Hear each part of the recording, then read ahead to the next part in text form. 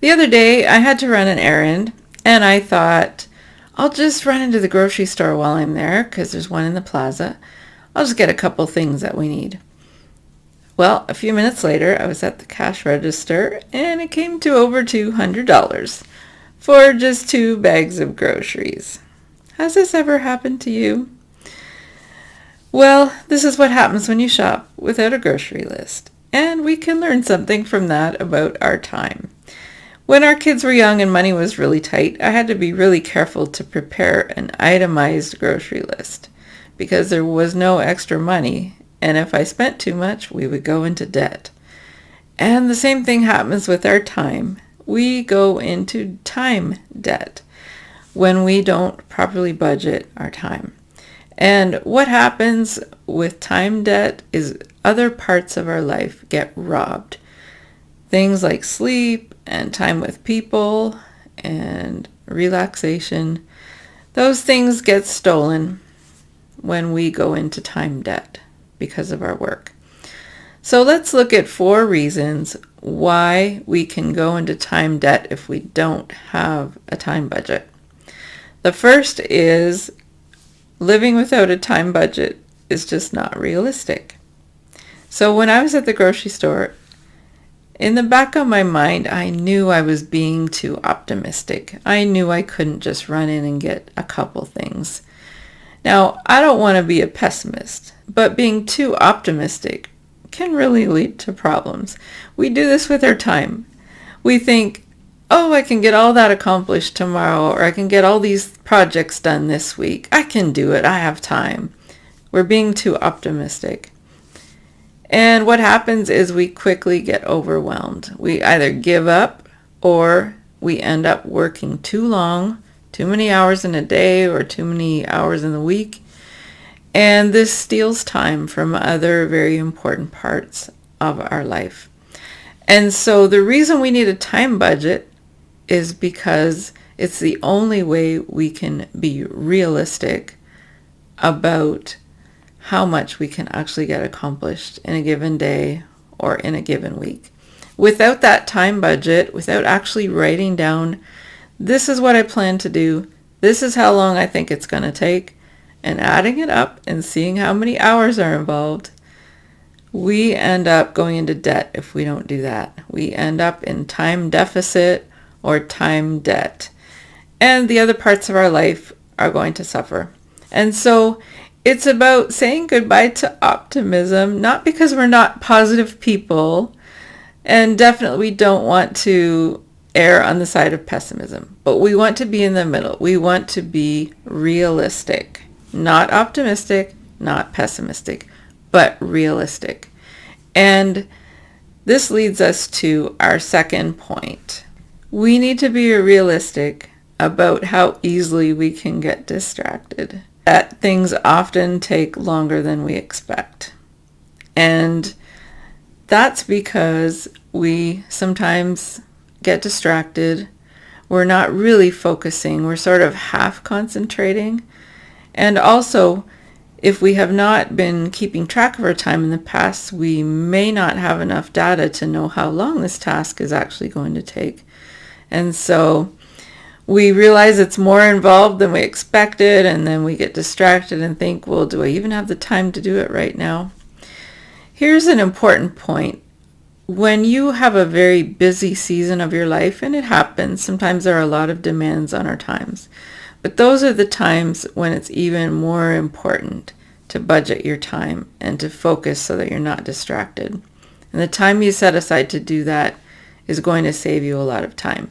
Now, if I had made a grocery list before I went to the grocery store, I could have had single-minded focus and walked straight to the things that I needed and not been distracted by the things along the way. And so it's the same thing with our time budget.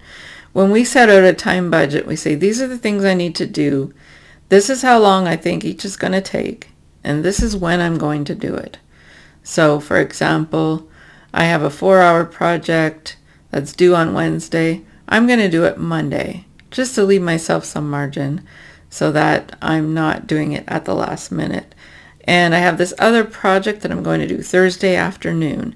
It's all about giving each task and each project a place in your time budget. And that's going to help you avoid being distracted.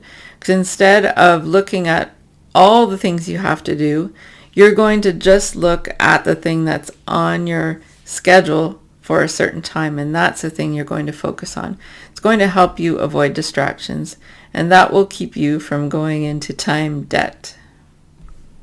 Another important aspect of a time budget and staying out of time debt is that we need to think about the timing itself. Now, when I went grocery shopping, I was hungry, and that's a really, really bad idea because it was not the right timing. It caused me to buy things just because I was hungry that I didn't really need to buy. And the same thing can happen with our projects and our tasks. If we pick the wrong time to try to work on them, then it can lead us to take too long with them and end up in time debt, robbing from other parts of our lives. And so we need to be aware, first of all, of the type of project or task. Is it a routine task, or is it a creative project that's going to require a lot of concentration? And so we need to identify which projects are which. And so it's not just a question of easy, hard, but it's more about focus and concentration, how much is required. And then we need to look at ourselves and say, what time of day is my energy and my focus the highest? And that could be the mornings for you. For many people it is, but not everybody. You might find that you are most energized and focused later in the day. But along with that energy and focus, you also need to consider when will there be the least amount of interruptions, because that also definitely has an effect on timing and on your concentration. Now, I found that if I start early in the morning, I could sometimes get a whole day's work done before noon. But I can't start early in the morning if I stayed up too late the night before. So timing has a big effect on our time budget and whether or not we go into time debt. So if I want to have a productive day, that begins the night before when I decide to put aside the book I'm reading or whatever I'm doing and get to bed early so that I can get up early the next day. And then I can use that time in the morning when, for me, my energy and focus is the highest and there's the least amount of interruptions.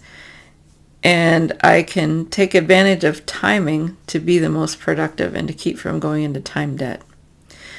Now, the fourth reason why we need a time budget to keep out of time debt is the idea of batching. And so batching, if we talk about it in the context of the grocery store, batching would mean I'm not going to go to the grocery store every day. I'm going to try to go no more than once a week so that I can be more efficient with my time and my money, because every time I go, there's an opportunity to spend more money. So if I go once a week, that's efficient. And so it's the same with our time. If we have a large project we're working on and we spend a little bit of time on it every day, we're not batching it, we're spreading it out, we're kind of diluting it. And so every time we go to work on it, we kind of have to make that effort to get our mind back on track and thinking about the project. So instead of spending, say, half an hour a day on your project 5 days a week, that would be 2.5 hours. What if instead you set aside a block of time, you batched the task, so you'd set aside maybe, we could say 2.5 hours, which adds up to the same amount, but I think what we will find is that if we spend the time all together in one continuous period, then we're actually going to get way more done than we would have if we had divided it up. And so you might find that the same amount of work could get done in 2 hours instead of 2.5, or maybe even in 1.5 hours, because you don't have all that wasted starting time to get your mind back on the project again. And so another thing with grocery shopping is if I do my list by section, so like everything I'm buying in the fruit and vegetable section, that's all together instead of scattered on my list, then I can shop more efficiently. And it's the same with our time. We can organize our tasks based on our roles. So, within your work even, you might have different roles that you play. Step 4 reasons why we need a time budget to stay out of time debt. First of all, we're not being realistic if we don't have a time budget. Second, it leaves us open to distractions. Third, it doesn't take into account timing, the best timing. And fourth, it doesn't allow for batching. And so if we can learn to do these things, be realistic instead of optimistic, focus so we can avoid distractions, pick the right timing to do things, and batch our tasks and projects.